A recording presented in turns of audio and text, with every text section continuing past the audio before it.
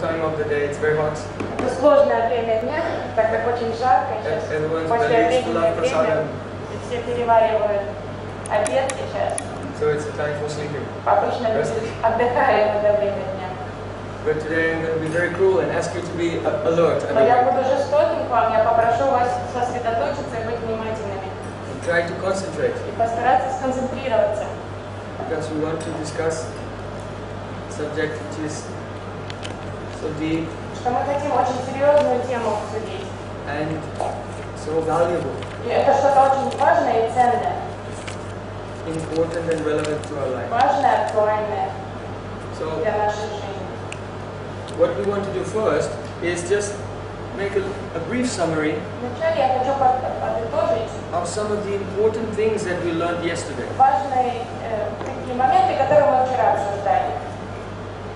So, as we know, outwardly, the weather is always changing. Мы знаем, что на улице погода постоянно меняется. But whatever is going on in the weather, we continue with our life. Но что бы ни происходило на улице, мы продолжаем жить свою жизнь. Whether the sun shines or whether it rains, Светит солнце, идет ли дождь, whether it's hot or cold, холодно, жарко, we go on with our все life. равно наша жизнь продолжается. So, because we know that the weather is something external, Потому что мы понимаем, что погода это что-то внешнее, внешний фактор. so similarly, Patanjali and the yoga scriptures and Vedas describe another type of weather, the weather within, inside. Аналогичным образом Патанджали, писание йог и Веды объясняет такую внутреннюю, тоже концепцию внутренней погоды. The internal atmosphere is also changing. Атмосфера, которая меняется внутри нас. But an enlightened person knows that this is also external. Просветленная личность, осознанный человек, он понимает, что это тоже его не касается, это тоже нечто внешнее для него. Just as you can witness the movements of the clouds in the sky, Подобно тому, как вы наблюдаете за передвижением облак на небе, a person who is situated in knowledge of the self, Atma, they witness the movements of the clouds of the thoughts in their mind. человек, который уже установился в своей атме, в своей душе, он как просто наблюдающий смотрит за передвижением своих мыслей, за своей внутренней погодой наблюдает. But those in the lower level of consciousness, being intoxicated by ego, they think whatever is going on inside my mind, this is me.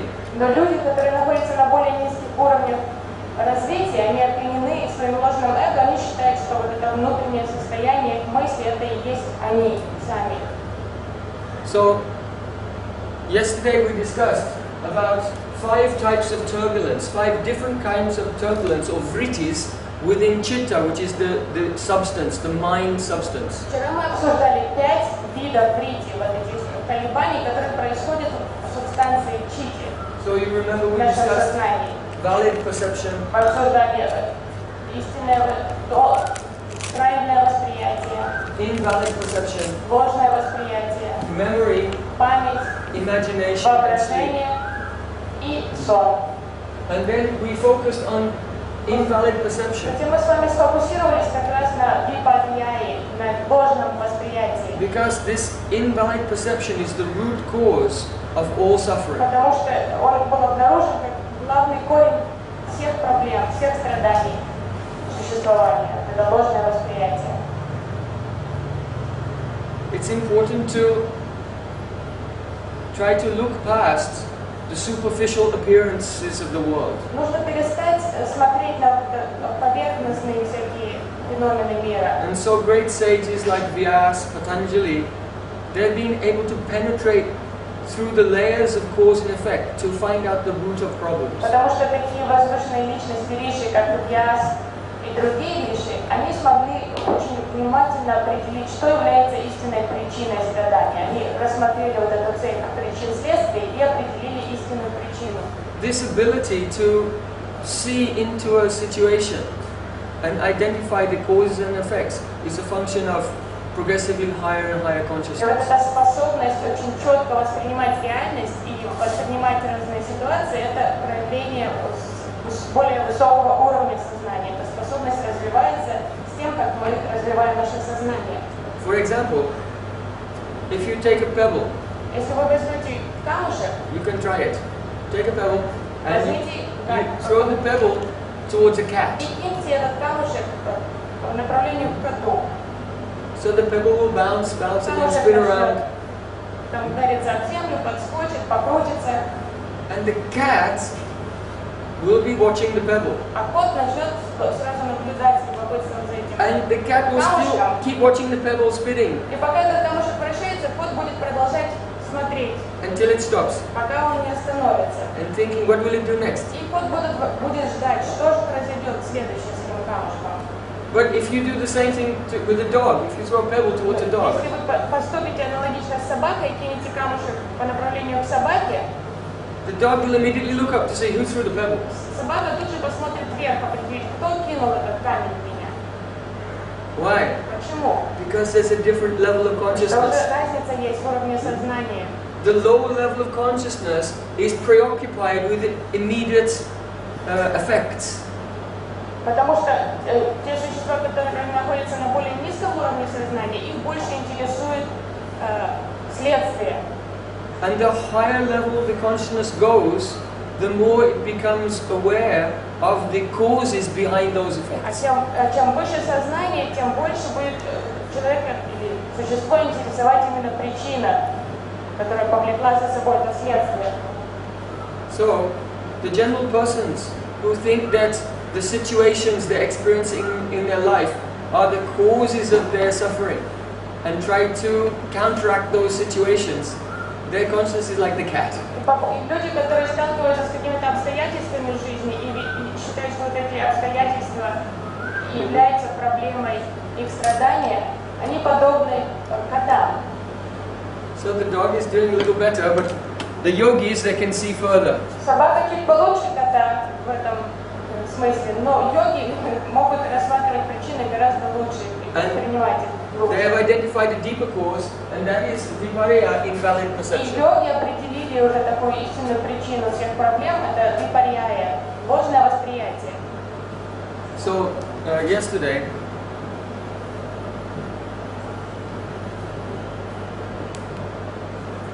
we looked at the 5 types of invalid perception. Вчера мы с вами обсудили 5 видов ложного восприятия, которые являются причинами страданий. Avidya, accepting that which is impermanent to be permanent. Авидия – это невежество, приятие того, что временно за вечное. That which is impure to be pure. Восприятие чего-то грязного как чистое. The causes of pain to be the causes of pleasure. Восприятие причин боли за причиной радости. And accepting what is not the self to be the self. Восприятие того, что не является истинным я, за свое истинное я. These things we discussed in some detail Это мы yesterday. подробно обсуждали вчера. Asmita, the consciousness of I am, Состояние асмита, это сознание того, что я in есть. relation to the physical plane. Я есть свое пребывание на материальном плане. And very importantly, rag and dvesh, attraction and aversion. И также две еще важных причины рага и двеша, притяжение и отторжение. First of all, once the mistake of identifying with the body is established, then the things to which the body is attracted or averse becomes the driving force behind all karma. Как только мы начинаем отождествлять себя с телом, то вот наше притяжение или отвращение становится вот такой силой, которая движет нашей кармой. So, if you want a car to move, Если вы хотите, чтобы машина then it requires some gasoline. двигалась, то необходим бензин. So the force behind all our karmas is the rag and dvesh, attachment and aversion, which are impressions in our chitta coming from this life and past life's experiences. И вот это топливо нашей кармы как раз есть рага и двеж, это притяжение и отвращение, вот эти наше притяжение к чему-то или то, чего мы избегаем, вот эти впечатления, которые мы получили уже в предыдущих жизнях. The last type of viparya is called the vinivesh, the will to live, or conversely can be called the fear of death. И последний вид ложного восприятия – это абхинивеш, желание жить или страх смерти. It means that the atma, the soul, which is spiritual, Это указывает на то, что душа, которая духовна по is природе, so absorbed in matter. Abhinivesh means absorption. А Геневер, значит, погружена, настолько погружена в материю, that he thinks that when this material body is finished, then I'm also finished. There's nothing left. душа начинает думать, что когда этому телу придет конец, мне тоже придет конец, что больше ничего уже дальше не будет. So this is very strong in a person's И consciousness. вот это такой страх укоренен в сознании человека, так глубоко сидит в нас. When this body comes to an end, it's the end of everything. Такой, что когда телу придет конец, то придет конец нашему существованию. You know, when they tried to execute Socrates, Вы знаете, когда пытались казнить Сократа, he was laughing. он просто смеялся, когда ему присудили. They cannot kill me, they cannot even see me. Потому что он говорил, как они меня могут убить, когда они меня даже не видят. Because he had realization of the self being transcendental and distinct from the physical plane. Сократ уже воспринимал себя как настоящим я, отдельным от физического тела. So the conclusion of our seminar yesterday, which was about the necessity of yoga. Вчера в заключении нашего класса мы пришли к выводу о том, в чем актуальна йога, в чем необходимость йоги. The idea that yoga is for health or looking beautiful, all these things, these are completely new Идея того, что йога необходима для просто здорового тела и красивого тела, это уже новые такие совсем современные идеи. Yoga is a project Йога это проект. to put an end to all problems and suffering forever. Проект завершить страдания, покончить со страданиями навсегда. So the relevance of yoga is that Актуальность йоги заключается в следующем. as long as the chitta, the consciousness is oscillating, the mind is oscillating, С тех пор, пока будут возникать колебания в чите, в уме, then these vrittis, то вот эти брити, which are invalid, эти ложные, эти виды ложного восприятия, drive one through the world in search of comfort, они будут передвигать человека по жизни, двигать его в направлении комфорта, in search of wealth, направить его в поиск счастья, in search of fame, в поиск славы, in search of whatever true love. будут побуждать человека искать что угодно, там истинно любовь, настоящую славу, And so здоровье. they cause the living entity to engage in karma. И они заставят, вынудят человека заниматься кармой. Karma means to work, to enjoy the fruit of one's own work. Карма – это действие, направленное на то, чтобы получить плоды деятельности, наслаждение какое-то. This karma produces reactions. Но карма, каждое действие вызывает, влечет за собой реакцию. And so when one physical body dies, then the accrued karma causes one to accept another physical body. И когда физическое тело умирает, то карма уже определяет тогда следующее рождение. So that is what type of body we get is called a jati or birth. Джати, рождение – это то тело, которое мы получим в следующей жизни.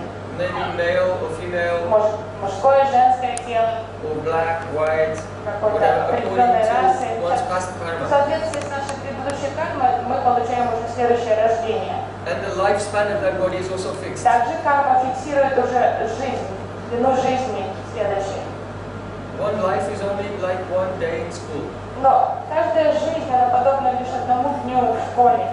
So a person has to go to school for many days to Школу, get a complete чтобы education. получить полноценное образование, в школу приходится ходить очень много дней. So if in one life we can learn something valuable, we take that impression to the next life and try to evolve, grow.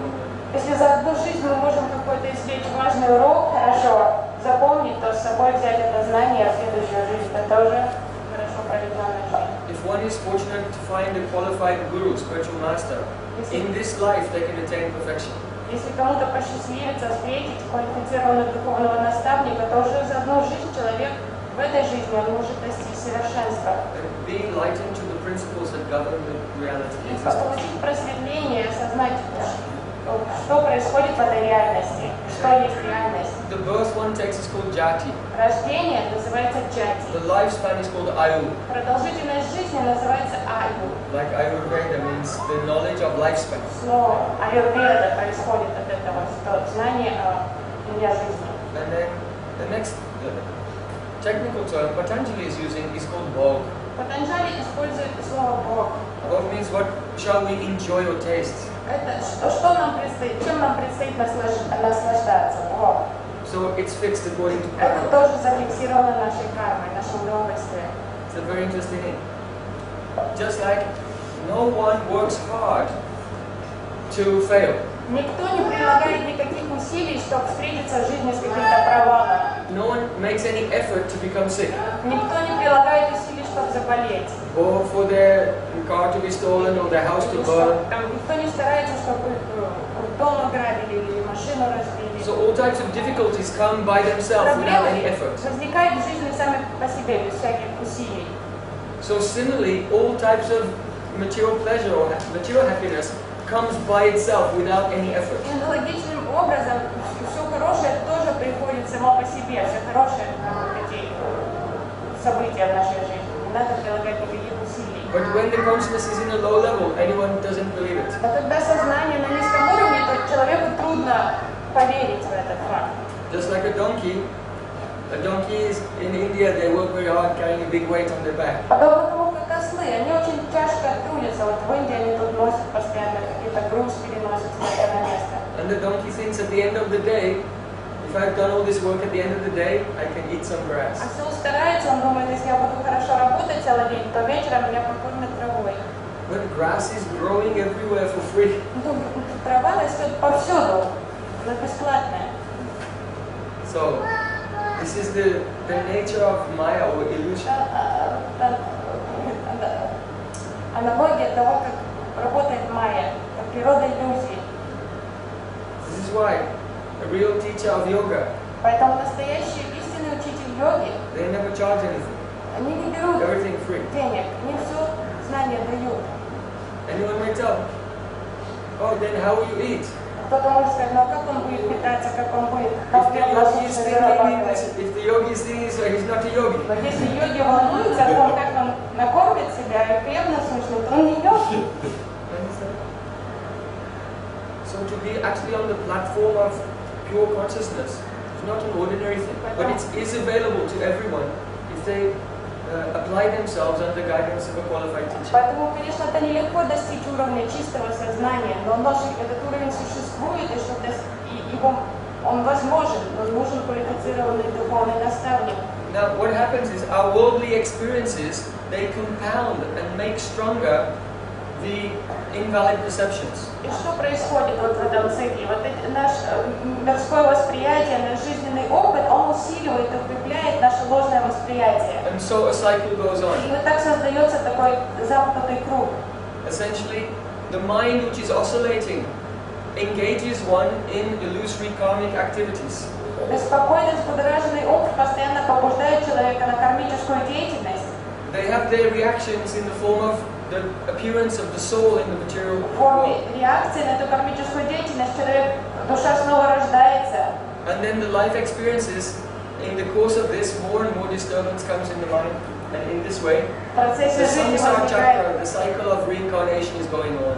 в процессе жизни возникает все больше и больше вот этих всяких впечатлений и ложного восприятия, и создается вот такой замкнутый круг самсары. So the project of yoga is this. И в чем заключается проект йоги? The cycle has to be broken here. Цикл нужно вот оборвать как раз в этой цикле. You've already taken birth, so it's too late. You can't. You're Уже here. родиться мы уже родились, значит, это You're already here. начальный этап тут. What we have to do is to check these vrittis in the Что нам надо consciousness. сделать? Надо остановить эти врити в And then сознании. all the karmas will not come. И тогда карма уже не будет возникать больше. So this is the relevance and the project of В yoga. этом заключается смысл и актуальность йоги. So this is a little summary of some of the ideas we discussed yesterday. Это был итог того, что мы обсудили вчера. Yesterday's lecture was called "What is Yoga and why is Вчерашняя it лекция necessary?" называлась «Что такое йога и в чем ее необходимость?». Now we come to today's seminar. What is today's seminar called? Как называется сегодняшняя лекция? Кто знает? Yam and Niyama. Yes. Ям и Ниям.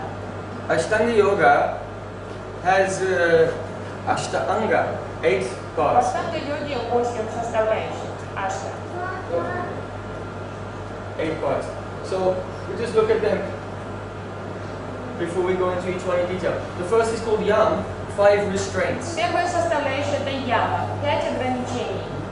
Then Niyam, 5 observances. Ния, 5 предписаний.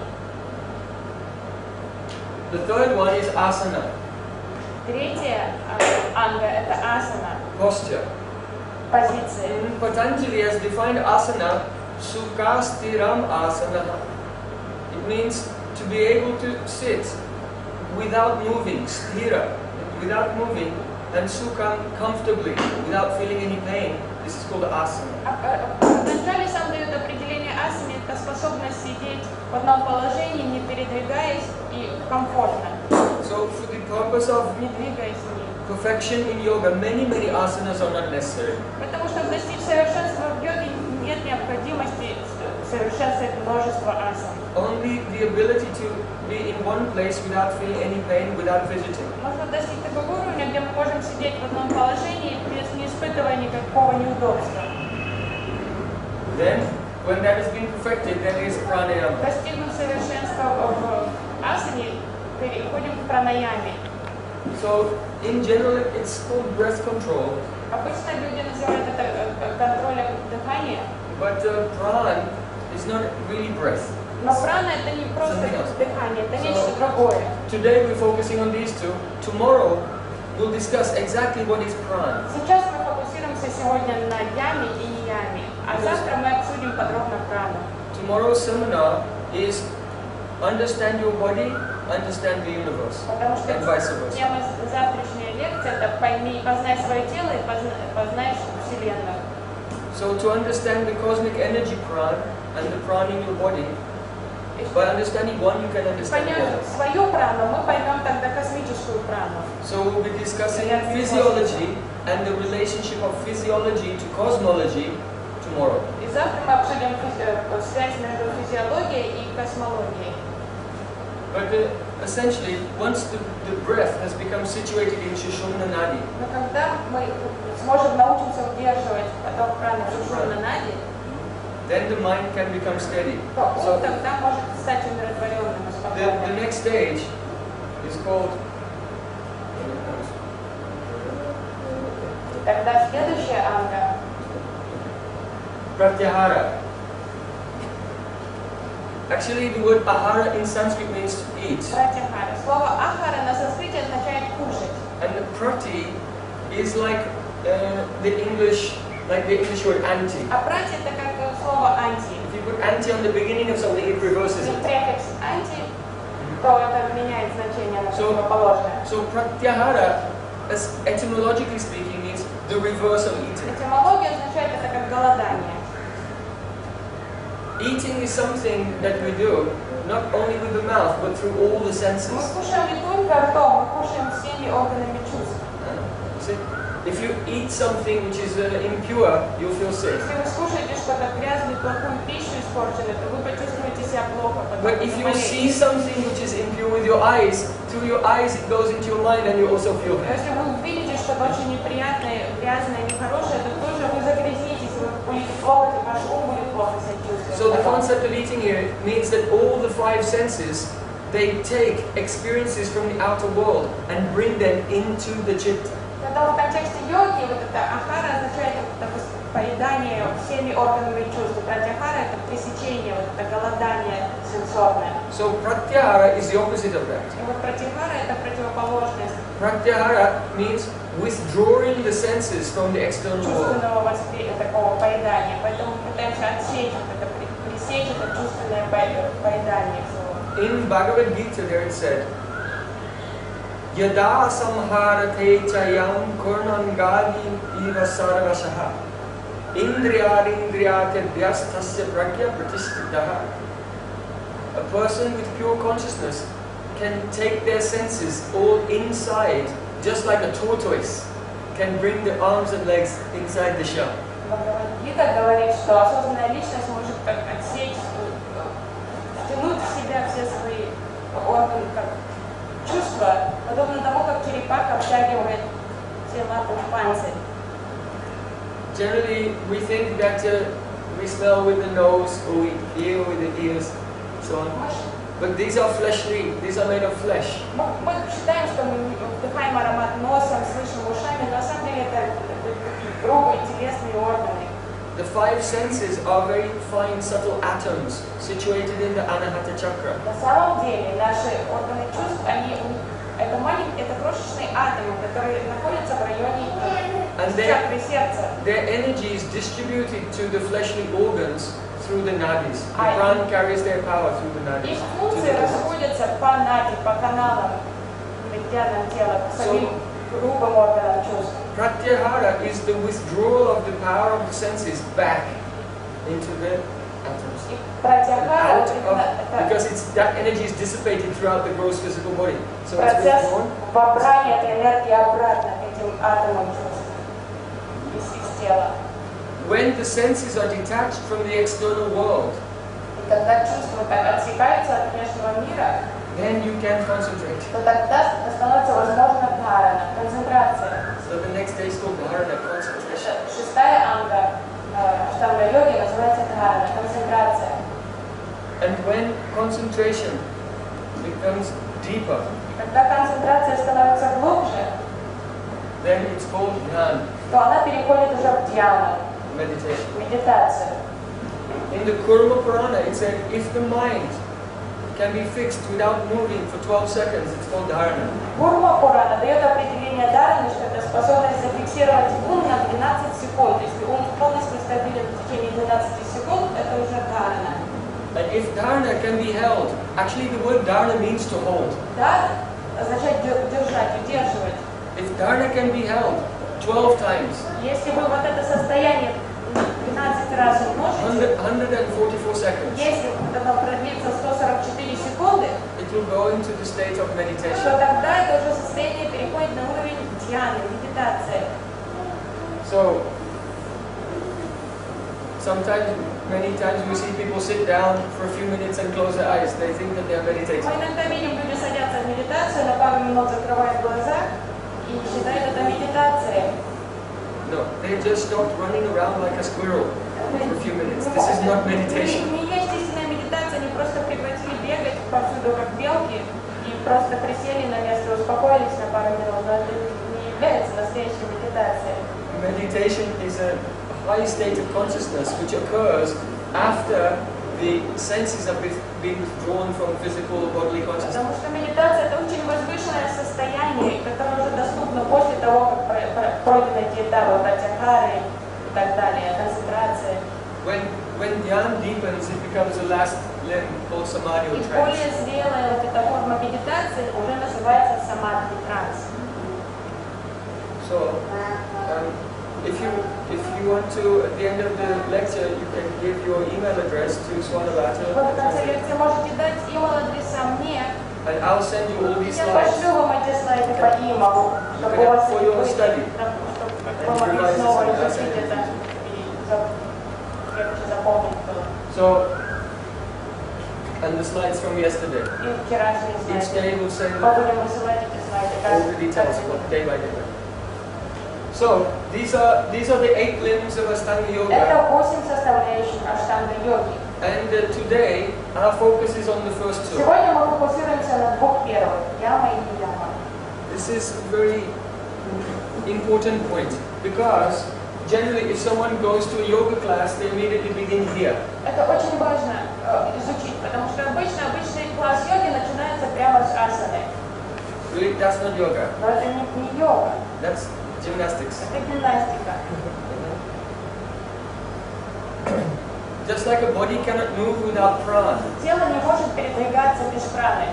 So similarly, the change of consciousness that comes from yoga cannot take place without the foundation of Yama and Niyama. Аналогичным образом личная трансформация сознания, которая происходит в процессе практики йоги, она не произойдет без Яма и Нияма. And this is why we wanted to dedicate a whole seminar only to these two Поэтому я решил foundational principles of Ashtanga Yoga. уделить всю лекцию именно этим двум важным принципам. Это фундамент аштанга-йоги.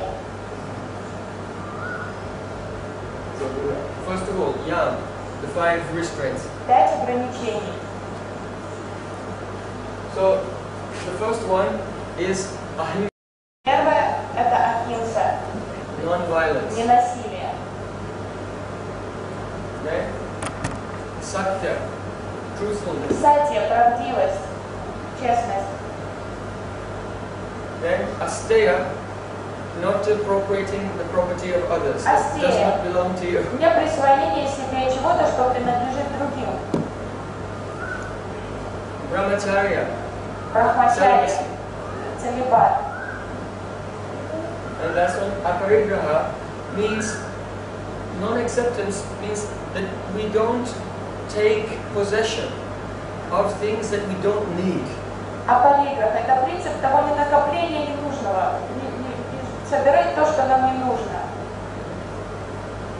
So, Patanjali in his Yoga Sutras has given some extensive comments on each one of these and what are their benefits. Патанджали уделил очень много внимания в своих комментариях каждой из этих ям, объясняя, что они значат и их результат. So first of all, ahimsa. He says that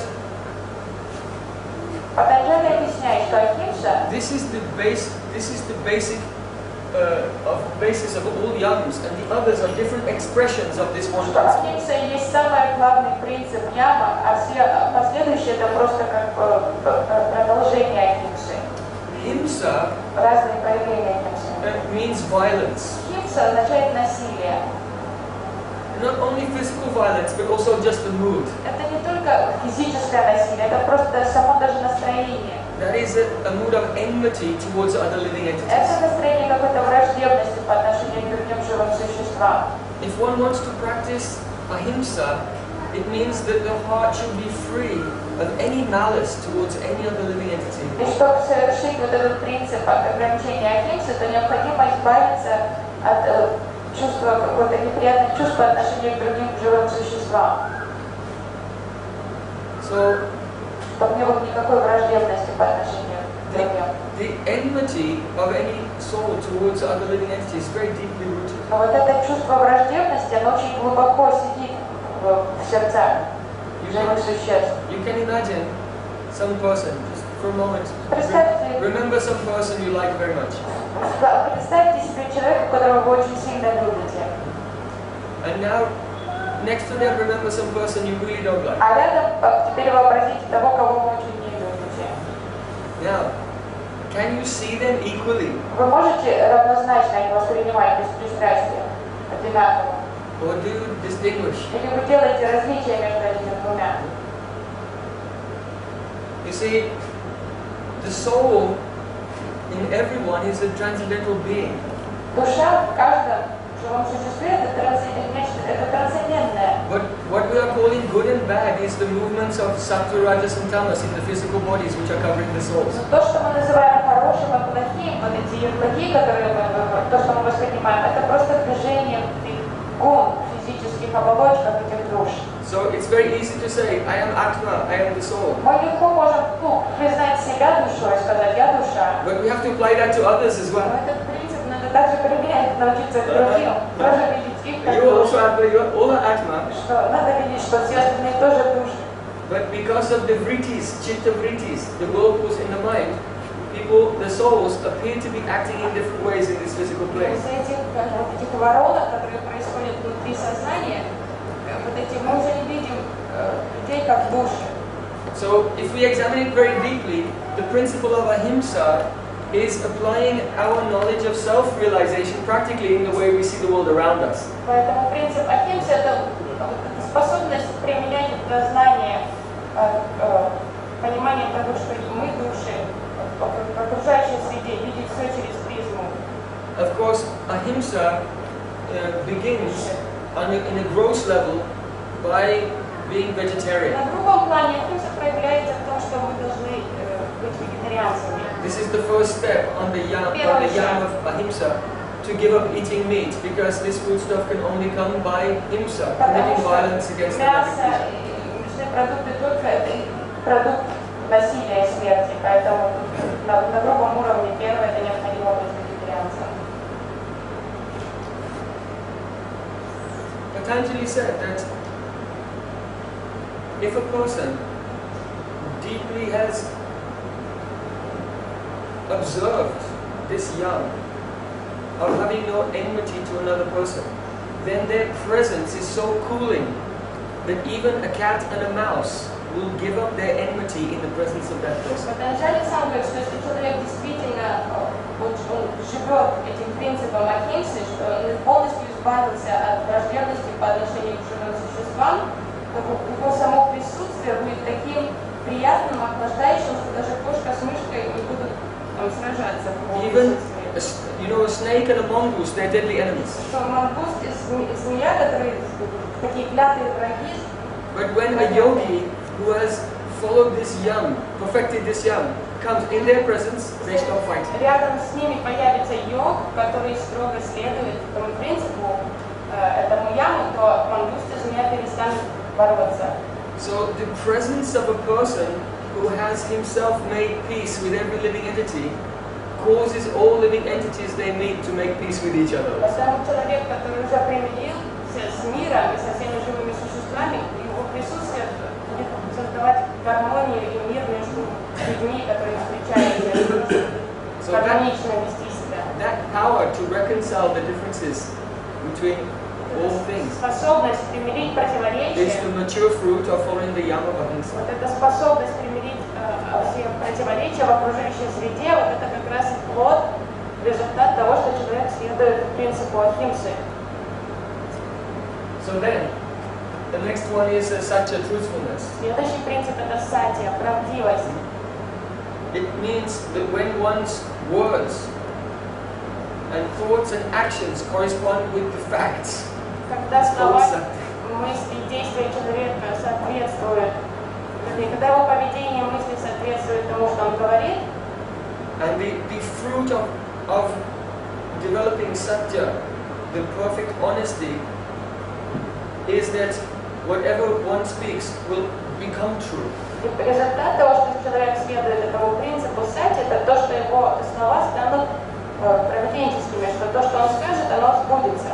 Very often you see people, they come to a sadhu in India and say, oh, please give me blessing. Вы видите, иногда люди приходят к садху, к святому человеку в Индии, просят о благословении. So if the sadhu said, Mangalam Bhavatu, И саду дает give a blessing, may your благословение, life be auspicious. пусть твоя жизнь будет Your life will transform and your life will become благодарной, auspicious. то жизнь полностью поменяется и будет благодарной.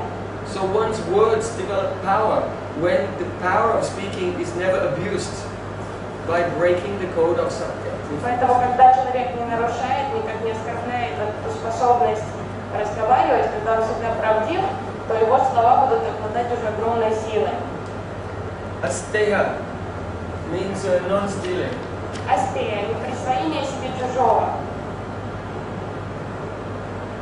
So when a person never, by trick or by any means, takes anything which belongs to anyone else, Когда человек не прибегает никаким уловкам, чтобы присвоить себе чужое, including the resources of the world. это тоже относится к ресурсам мира, You know that in the Bhagavad Gita, природным ресурсам. it is said that the air that we breathe, Бхагавад-гита объясняет, что воздух, которым мы дышим, the heat of the sun, и тепло солнца, the свет fruits of the солнца, forest, all these things are given by higher powers, devatas. что все это дано нам высшими силами, деватами. If one will take them without giving thanks, gratitude, in the form of yagya, that person is a thief. И человек, который берет, присваивает себе это, не выражает благодарность деватам посредством яги, то он считается вором. So anything can be accepted. This is not only talking about don't rob a bank. Тут не идет речь о том, чтобы не ограбить банк. It means to know to whom everything belongs, and it can be accepted in a proper way with the sense of gratitude by performing yagya. Это более высокий уровень сознания. Сознание, что все принадлежит высшей силе и признательность, когда мы используем все объекты этого мира и выражение благодарности через ягью. That's why the sacred food in India is called prasad. Поэтому одухотворенная пища называется прасад. Whatever is cooked is then placed before the deity and with prayers, and then taken afterwards as a type of mercy. Потому что то, что пища приготовлена, она затем предлагается Господу, и уже одухотворенная пища прасад почитается. Patanjali said, when one has perfected the mentality of not stealing, then everything that you need in your life comes automatically without any effort. Патанджали говорит, в чем благо заключается этой способности, это отсутствие склонности к присвоению себе чужого, что если человек ничего не берет чужого и не жаждет, то все автоматически к нему приходит в жизни, что ему необходимо. Then, brahmacharya. Brahmacharya means celibacy. Целибат. So, you can see why the commercial yoga enterprises, they don't want to teach Yama and Niyama. Because they'll not make a lot of money. You can come, you have to be celibate first. Видите, почему коммерческая йога не будет уделять много времени обучению ямам и ниямам, потому что немногие захотят обучаться, что им надо будет следовать целибату. Это не очень популярная идея. The sexual act makes the deepest impression in the chitta of bodily identification. Половой акт создает наиболее такую глубокую самскару, такое глубокое отметина, запечатление на нашей чите, на нашем экране сознания, которое создает это чувство отождествления себя с телом. In the Prana it said, Sastriya maituni bhavametam tayor hriday grantimahu, means that the union between male and female causes the tightening of a knot of ego between Atma and the physical body. Прана объясняет, что половой акт между мужчиной и женщиной глубже и глубже завязывает узел между душой и физическим телом. So a person who wants to transcend the bodily conception, they cannot do it and at the same time every day tighten the knot of connection with your consciousness. Поэтому человек, который стремится освободиться от отождествления себя с телом, возвыситься над телесной концепцией, он не сможет это совместить вместе с постоянной сексуальной деятельностью, потому что это будет противоречить тому, что он пытается достичь. So, the force of sexuality is extremely powerful. Сексуальная энергия – это очень огромная сила. And anyone cannot overcome this force without themselves being invested with spiritual power. Потому что, не набравшись духовной силы, никто не сможет противостоять этому притяжению сексуальной энергии. So, in the traditional yoga system, a student will come and stay in the ashram of the guru for some time and act as a very humble servant, sweeping the floor, collecting firewood, and by becoming very humble and serving the guru, then there is a transference of spiritual power to the disciple that they can overcome all internal obstacles. Традиционно обычно ученики йоги приходили и жили в ашраме гуру, и там они служили гуру, они в суверенном настроении, они там чистили ашрам, убирали, приносили дрова, и таким образом они служили своему учителю, и учитель милостиво давал им духовную силу. So Patanjali has defined the result or the fruit of brahmacharya, celibacy. Патанджали объясняет, каков результат брамачарьи, целибата. This word brahmacharya, if the etymology, Brahma means spirit. Если мы рассмотрим этимологию слова брамачарья, брахма означает дух, and achar means behavior. Ачар это поведение. So literally brahmacharya means if you are not the body, then behave as if you are not the body. В чем смысл брамачарьи? Если ты не тело, тогда веди себя как не тело. So the implication is celibacy. Подразумевается под этим целибат.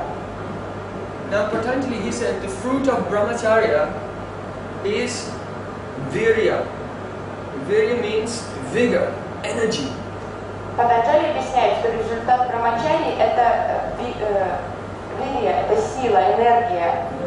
This energy is energy to do sadhana, your spiritual practice. Особенный вид энергии – это энергия, способность совершать духовную практику, садану. So, if the yama of brahmacharya is broken, you have so much energy for doing karma, but your energy for doing sadhana will go. Человек, который нарушает это правило брамачарьи, у него будет энергия, но эта энергия будет идти, энергия для кармической деятельности, а его способность и сила совершать духовную практику сильно ослабеет. So the virya, the energy that comes from brahmacharya, is not an ordinary type of energy, but it's the enthusiasm to do sadhana, to do your spiritual practices. Силы энергии, которые являются результатом целибата, это вот особенный вид энергии энтузиазма, это энтузиазм заниматься духовным развитием. So Patanjali defined this energy as the power to not give up when you meet obstacles. И Патанджали объясняет, что это такая сила выдержки, что человек не сдается, когда он сталкивается с препятствиями. On the spiritual path, many obstacles come. Потому что много препятствий могут возникнуть. And someone who has energy, Тот, у кого есть энергия, they put their feet on the head of all the obstacles наступит and на they эти use these препятствия obstacles to climb up. и как по ступенькам пойдет вверх по этим препятствиям. But if virya is not Но there, если нет этой силы, вирии, when an obstacle comes in, то увидев первое даже Oh, this is препятствие, difficult. человек скажет: ой, это очень сложно, I'm just going to watch TV. лучше я телевизор посмотрю. Sadhana. Все, садхана закончена на этом. So, aparigraha, Апариграха. we mentioned it means to not accept more than we need. Это принцип не накопления больше, чем нам нужно.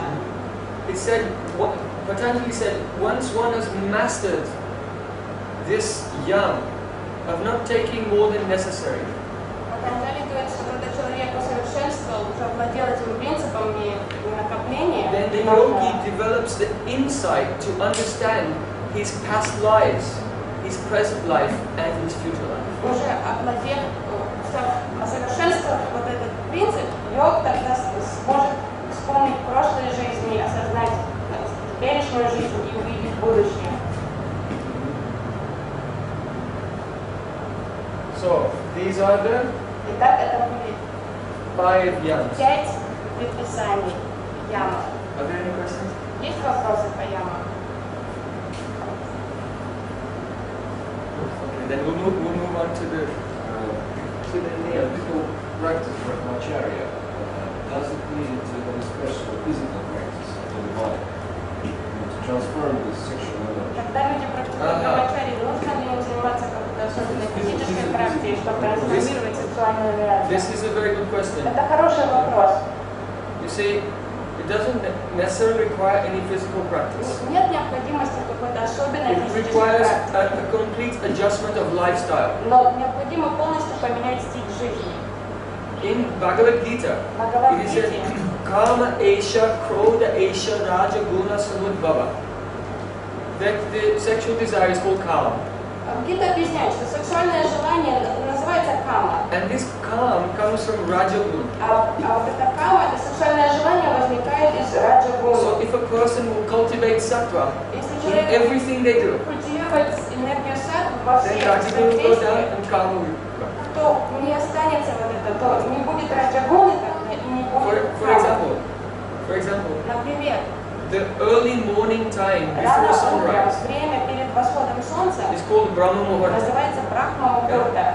Their sattva is very strong. Энергия саттвы очень сильно доминирует в это время If a дня. person will be awake at that time every day, Если человек в это время they не will будет not be спать, affected so much by Rajagun то на него because they get не будет the daily влиять infusion of раджагуна, sattva.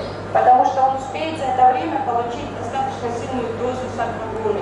But if a person will sleep through the Brahma Muhurta Но если человек проспит через этот and then be awake in the tamasic hours, 11, 12, потом будет бодрствовать поздно вечером, when the clubs start really когда going, клуб that time, начинает открываться, then they must become attacked by Rajas. то непременно он станет жертвой So the food that one ingests, еда, которую the человек times of being awake and asleep, время пробуждения, время сна, the manner of dealing with others and so on, общение, круг all have to be общения, adjusted to take shelter of sattva and then rajas.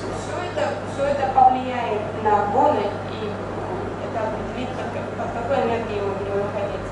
Meditation, Саттва или раджас. and it will come now also in the observances of Niyama, that's called tapas, austerity, also destroy the samskars, the impressions of past activities. So the main problem with overcoming the sexual desire is the impressions or the memories from this life and previous lives.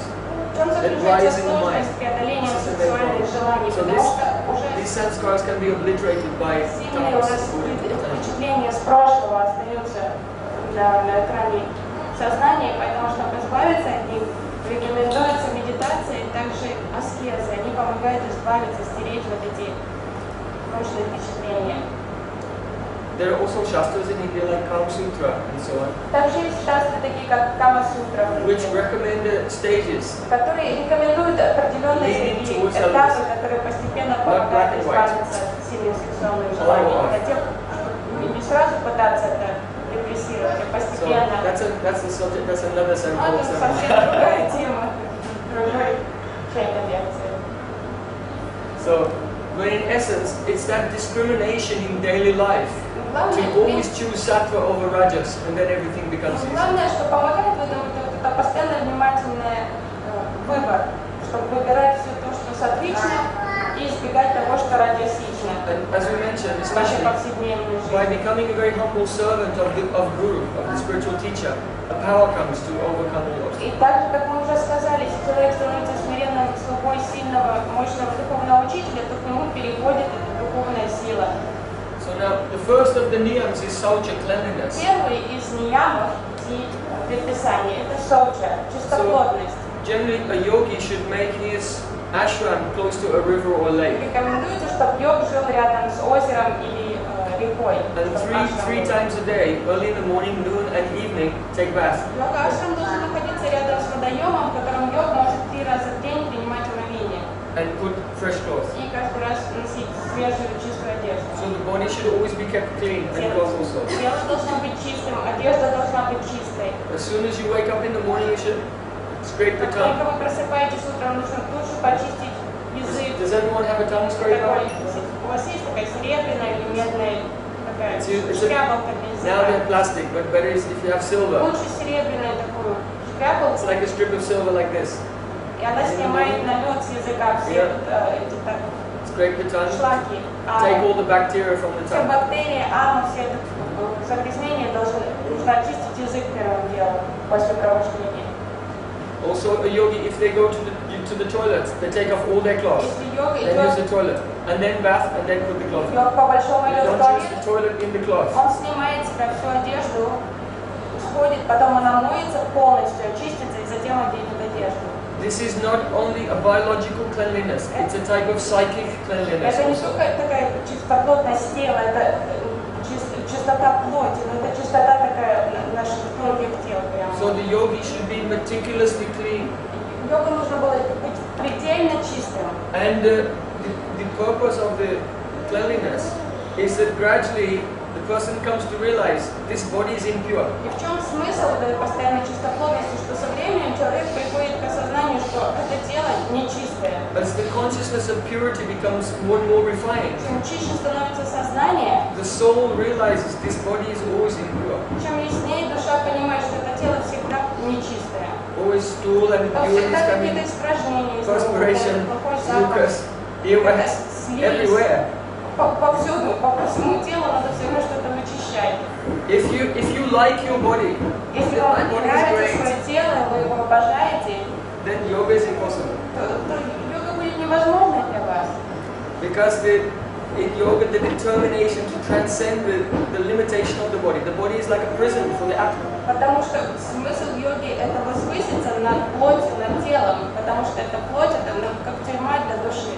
So Patanjali said that the fruit of cleanliness is Патанджали объясняет, что результат этой чистоплотности, when the yogi begins to realize that his body is impure, что когда йог начнет осознавать, что тело не является чистым, then he'll become very disgusted with the contact of his body with another body. то тогда ему будет очень отвратительная идея контакта между его телом и So it другим comes back to телом. your question also. Это опять отвечает на ваш вопрос. It's a question of purity of consciousness. Это уже на уровне чистоты сознания происходит. Oh, I heard one history. Я слышала одну историю There was one tribe in the jungle in Burma. про одно племя в Бурме. And if they found any dead animals, they used to throw them in a pot. Если находили каких-то мертвых животных, они кидали их в кастрюлю, там, в горшок какой-то. And this iron pot would sit in the sun. И этот огромный котел стоял под солнцем. And after some time it would all ferment and И это постепенно гнило там все. And then there was a tap, and they used to get some juice out of it. It was like a fermented И они liquor made как-то from dead выжимали animals. какой-то отвратительный сок из этой мертвых животных. And the smell is so disgusting. Запах был просто отвратительный. But their consciousness was so automatic. Oh, this is good. Сознание этих аборигенов было настолько низким, что им казалось это каким-то нектаром. Just like if you do yoga for a few years and you can smell bacon or meat and cooking. Oh.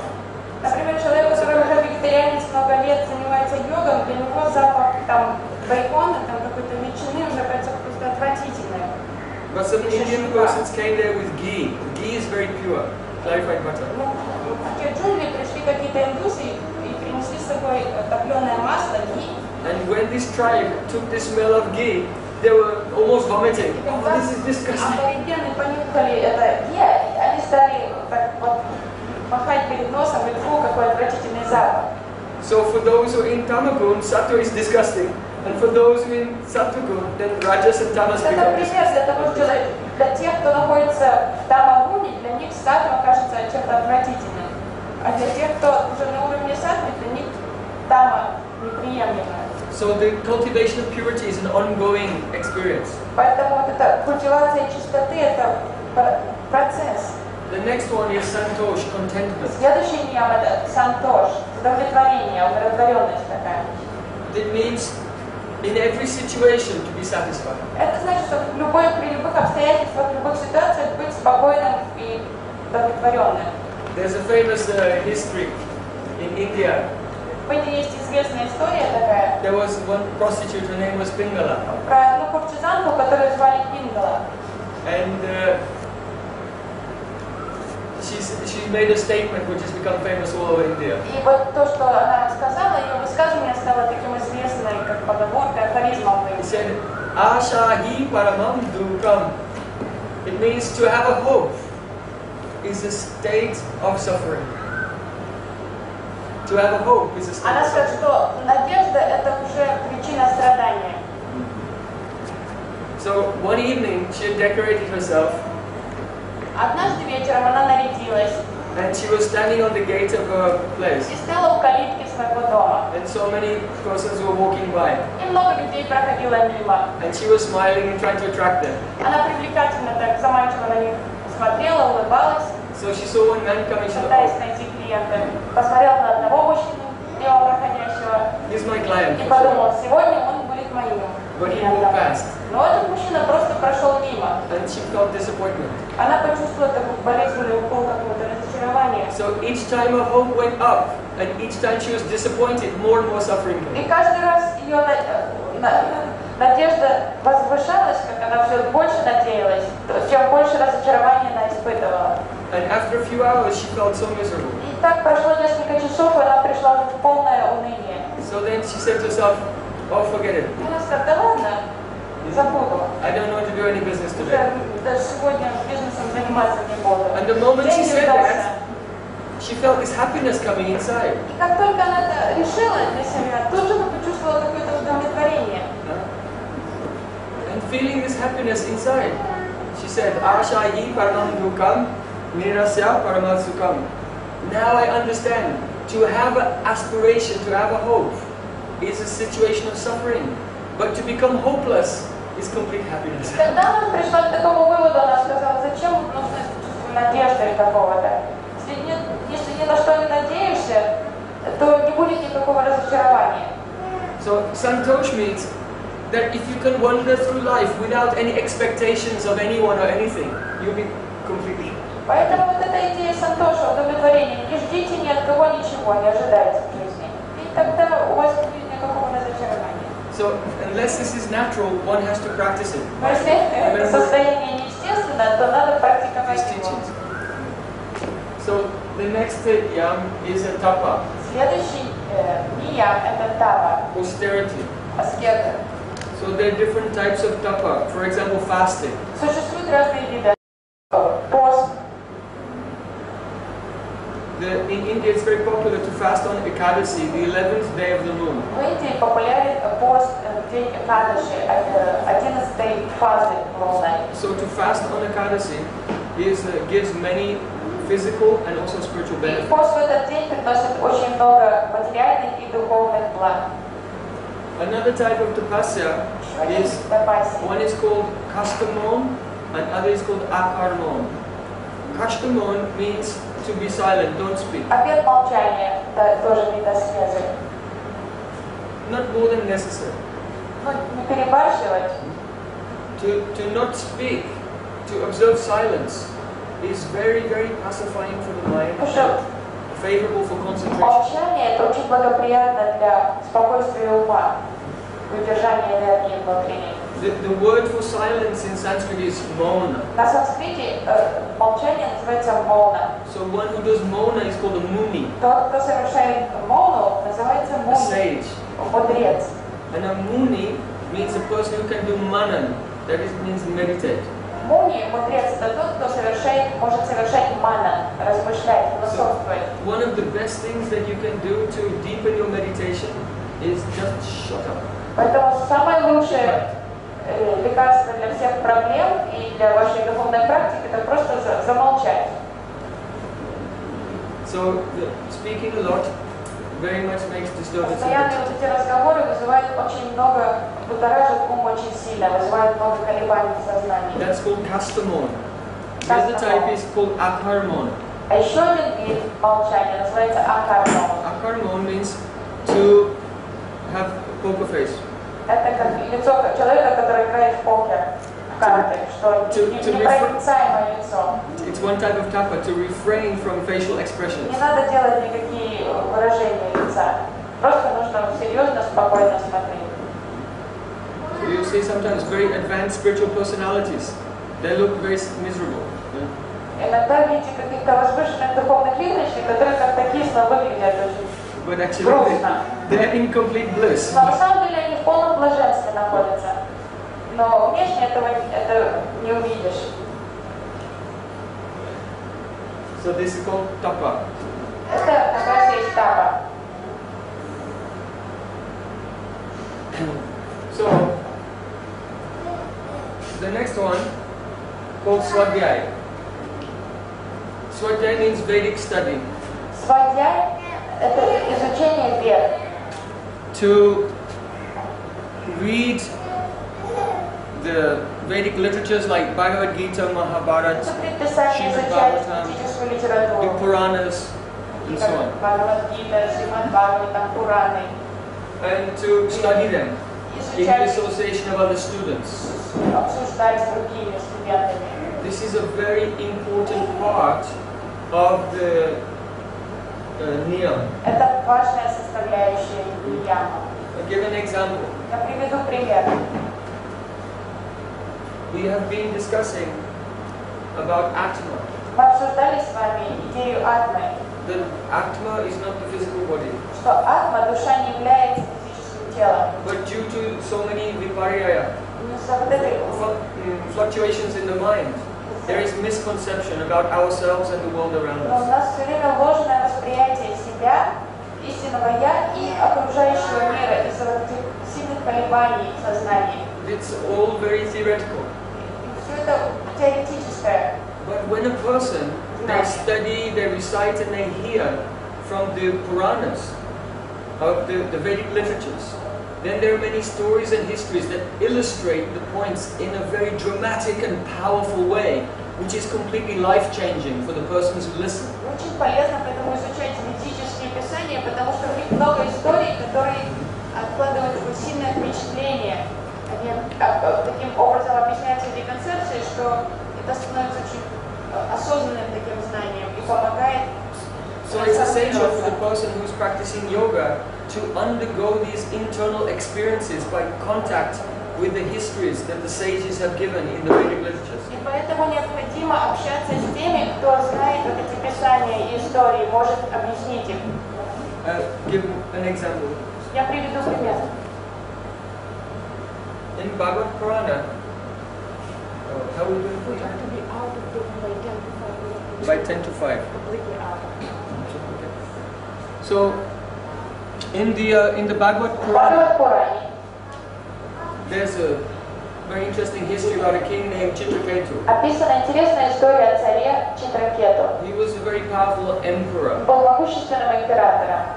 and he had many wives, У него было много жен, but he had no son. но у него не было наследника, не было сына. So that was a big problem for him because a king always has to have an heir to be the next king. Была серьезной проблемой для него, потому что царю всегда необходим сын, чтобы был следующим на престоле. So this problem was always on his mind, Это which caused great беспокоило. anxiety. И из-за вот этой проблемы он постоянно был в таком обеспокоенном состоянии. So one day, a great sage, a great rishi called Angira Rishi, came to the palace of King Chitraketu. Однажды во дворец прибыл известный мудрец Ангира. And the Chitraketu, kings, they give so much respect to the sages. Цари с огромным уважением относятся к святым. He bowed down to him, Царь должным образом поприветствовал Ангиру, gave him a throne, предложил ему сесть на свой трон, he did puja, провел пуджу ему, and then he sat down in front of the sage. присел перед этим святым. So he was very respectful. С огромным уважением он приветствовал. But his mind was filled with ideas. I hope the sage can solve my problem. Он приветствовал его так очень радостно, но ум все время был предвзят идеей. Я надеюсь, он поможет мне с моей проблемой. He could not understand, actually, that's not his problem. His problem is his own illusion.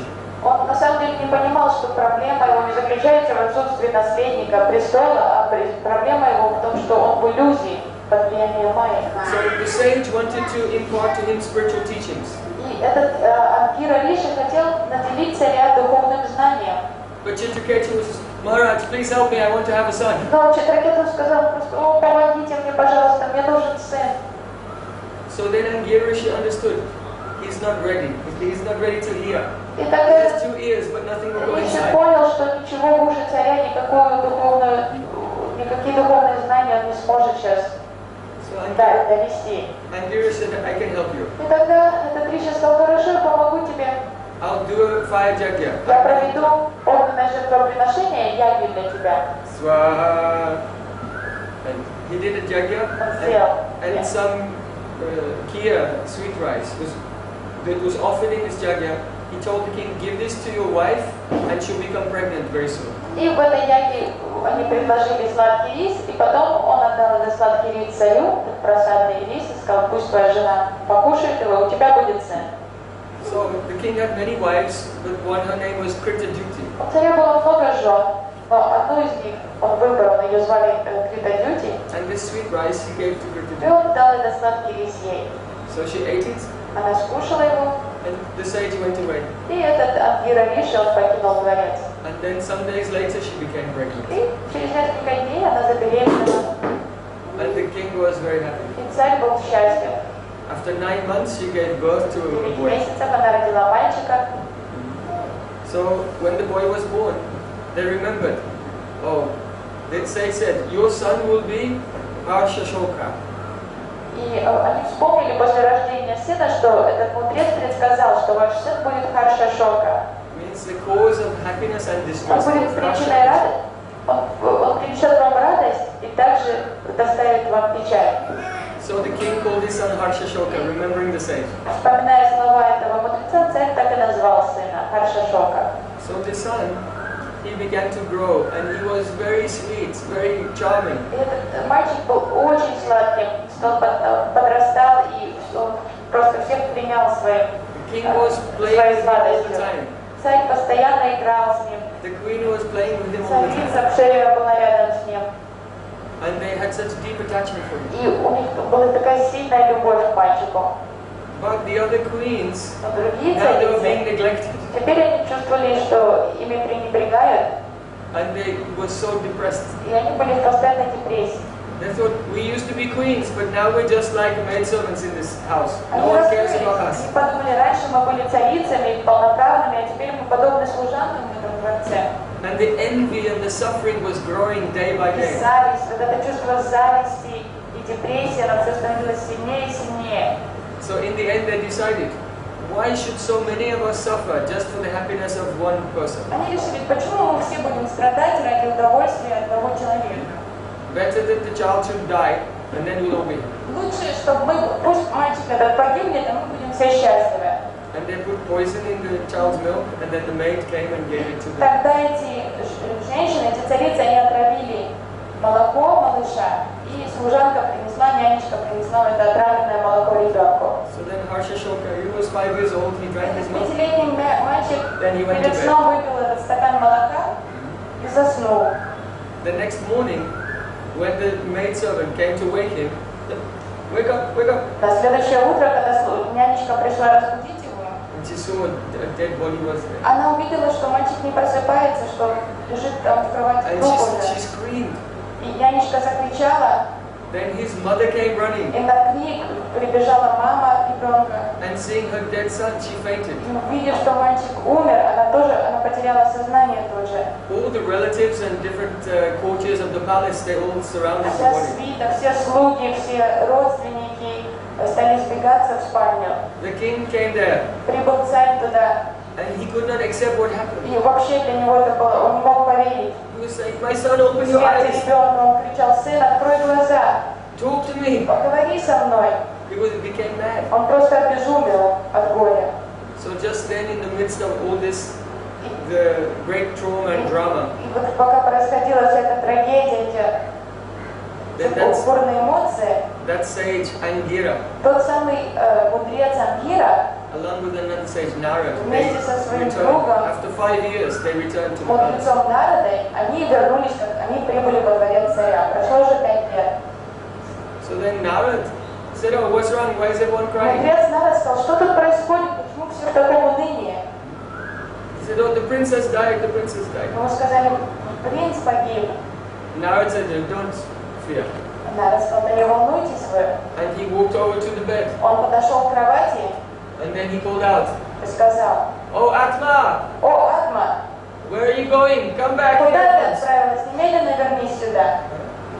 And they saw the particle of shining light enter into that body, and the boy opened his eyes again. И они увидели, что это такой маленькую, как звездочка горящая, она подлетела к телу, вошла в тело, и мальчик пристал на кровати и открыл глаза. And he sat up on the bed, Сел, and then he stepped off the bed. и потом он сошел с кровати And he was looking at all these people, и стал 100 смотреть people на standing всех there, присутствующих в комнате. and everyone had been crying. И все рыдали до этого, он смотрел на всех присутствующих.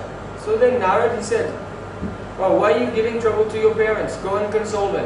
Мудрец Нарад сказал: ты почему такие страдания своим родителям причиняешь? Он быстренько успокой, утешь. And then the boy looked at the crowd of people. Мальчик смотрел на толпу присутствующих He said, "Which couple are my parents? и сказал: а кто из этих присутствующих мои родители? And in which life were they my parents?" В какой жизни они были моими родителями? And everyone was in shock. И все были в шоке, когда они услышали такой ответ. The boy said, "Oh, I am a soul, Мальчик сказал: я душа, just like a gold coin. подобно золотой монетке. When a gold coin is in someone's pocket, Когда золотая монетка оказывается у кого-то в кармане, they think this is my gold coin, человек считает эту монетку своей. and they have so much love И for он that так gold coin. любит эту монетку, он так привязан к ней, не хочет с ней расставаться. Then when they spend the gold coin, Когда человек тратит эту then they монетку, forget about то it. он тут же забывает о ней. And now it's in the pocket of a new Монета person. оказывается в кармане уже другого, Now the new person thinks this is my gold или coin. уже другой человек считает эту монетку своей. So each time the gold coin is spent, it goes to another pocket. Каждый раз, как она тратится, она переходит с кармана в карман. And each time the last person forgets everything. И предыдущий человек забывает уже об этой монетке. And the new person, this is mine, and Очередной has an испытывает attachment. любовь и привязанность к ней. She said, "I am Atma, Мальчик сказал: я Атма. and I am wandering over many lifetimes. Я странствую из жизни в жизнь. And each time I take birth, everyone thinks, oh, you are mine. Каждый раз я рождаюсь в какой-то семье, все считают меня своим. And then when I leave, I go somewhere else, but they don't, I'm over there, but they don't care about me. А когда я покидаю эту семью, потом рождаюсь в другом месте, уже те предыдущие семьи обо мне не волнуются, никому я не нужен. And then the other person says, oh, you are mine. Уже новая семья считает меня своим. in this way, I see the illusion of this material И world. таким образом я вижу иллюзию этого мира. Now my karma, that's my ayu. My lifespan was over. Like in my karma this life. Отрезок жизни, предписанный мне судьбой, он уже подошел к концу. So I was going to my next destination. Поэтому я отправился уже в следующее место назначения. If you give me permission now, I'll be on Позвольте my мне, way. пожалуйста, откланяться, мне пора идти. So then the king was watching. He said, Царь слушал это. yes, okay, of course. Да, извините, конечно, идите. And then the boy, he lay down on the bed and Мальчик лег обратно на кровать. Atma left again. Душа Атма вышла изо рта и ушла. So then the king Chitraketu, his eyes were open. Глаза царя тогда были широко раскрыты. And he came to the sage Narad and Angira. Подошел к этим мудрецам Нараде и Ангире. And he bowed down to them. Склонился перед ними. He said, oh, please forgive me. Сказал, простите меня, пожалуйста. I was completely in illusion. Я был в полном невежестве. Now my eyes have become opened about the nature of this material existence. Вы открыли мои глаза, теперь я понял иллюзорную природу этого мира. Please teach me how I can transcend this endless chain of birth and death and enter the spiritual plane. Помогите мне выбраться из этого бесконечного цикла рождения и смерти и достичь духовного мира. So then Narad, he gave initiation, Тогда diksha. Нарада, он дал инициацию, духовное посвящение этому царю. He gave a mantra and taught Chitraketu how to chant and meditate with the Он дал mantra ему мантру и обучил его, как медитировать на эту мантру, как to повторять, attain divine love for God. чтобы развить в себе любовь к Богу. So before his ears, he could not hear. До этого Читракету был не готов услышать духовные наставления. But now, by the grace of the great sages, Но теперь, his ears became open and he was ready to hear about reality. но по милости этих теперь личностей, произошла трансформация, теперь он уже был готов выслушать. So there's a secret in this story. В этой истории есть секрет. And the secret is that after Angira Rishi did the 5 yajna and gave the sweet Секрет rice to the следующий. king, После того, как Ангира Риши провел эту ягью и дал сладкий рис, he went away. он ушел. So one of the yoga siddhis is the power to extend your consciousness to enter into another person's И body. одна из мистических сил йогов – это расщепить свое сознание и заслать часть своего сознания в тело другого человека. So it was Angira Rishi who entered into the womb of the king and became the boy. И вот это был сам Ангира Риши, который вошел в лоно царицы и родился как сын царя. That's why when he came back with his friend Narad. Поэтому, когда он пришел снова во дворец, он уже пришел с напарником Нарадой. So they were double act. И это был такой двойной Narad роль said, играли. hey Atma, where are you going? Потому что Нарад говорил, Атма, ты куда пришла? And it was Angira himself Это who уже came, опять Ангира entered into the body вернулся of the boy. обратно в тело мальчика. By his yoga siddhi. Then he stood up Мистической силой встал, and then he spoke philosophy. поговорил, объяснил философию всем присутствующим. So Chitraketu, he could not listen to philosophy from the mouth of Angira because he had no attachment for him. Почему? До этого царь Читракету он был не готов выслушать философию из уст Ангиры, потому что у него не было никаких такой привязанности, близких чувств к этому. But because he was so attached to the boy, when the words came from his mouth, he was listening. Но он был очень привязан к своему сыну, и поэтому слова, когда они исходили из уст его сына, он очень им сильно внимал. So if the disciple has a very strong attachment for their guru, their spiritual master, then the message will go Поэтому, если у inside. учеников есть глубокая привязанность, такое чувство обладания к своему духовному учителю, то тогда они очень будут глубоко воспринимать его наставления. So, you see, I can tell very theoretically, you are not this body. Я могу вам теоретически 100 раз повторить, что вы не есть это тело. And what is illusion? И объяснить, что такое иллюзия. But if you hear the Vedic stories, the Но если вы Pranas, услышите then ведические it's истории, another world то они opens. оживают для вас, тогда это уже совсем другой мир. And that is why Swadhyay is one of the niyams of Ashtanga Yoga. И поэтому как раз свадьяи и есть одна из ниямов аштанга-йоги. Because by Swadhyay one can enter into the world of the Vedas, Vedic worldview. Потому что посредством свадьяи человек может познать ведическую концепцию жизни, мировоззрения. After that, И после then этого then your asana, your pranayama, your dharana, your samadhi, everything will have power. А после этого, After когда все ваши асана, пранаяма, пратяхара, все это будет наделено силой. Okay, so the last one Последняя is called нияма. Ishvara Pranidhan. Ишвара Пранидхан. Doing everything not for yourself, but doing everything in your life you do for God. Все, это должно быть, что мы живем и действуем не ради себя, а ради Бога. So I want to speak a little bit more about Swadhyaya, Я хочу Vedic study, and Ishvara Pranidhan. больше We've run out внимания. of time. Я хотела поговорить подольше о Свадьяе и Ишвара Пранидхане, но на сегодня у нас мы подошли Please come tomorrow promptly at к 3 концу o'clock, времени. Завтра приходите вовремя в 3 часа, and we'll have another look at the concept of Swadhyaya and why it's important. где мы рассмотрим глубже вот эту концепцию необходимость Свадьяи. And then our seminar tomorrow is called Understand Your Body, Understand the И Universe. мы закончим эту тему, и завтра перейдем к следующей теме «Познать свое тело и познать космос». So we'll deeply look at the metaphysical principles which connect the body and the universe. Мы рассмотрим метафизические принципы взаимосвязи между нашим телом и космосом. And try to comprehend why this understanding is essential to make progress in yoga sadhana. И мы постараемся понять, почему необходимо это понимание этой связи, взаимосвязи для того, чтобы для успешной йога-садханы. So my dear brothers and sisters, Мои дорогие братья и сестры, мы завершаем на сегодня.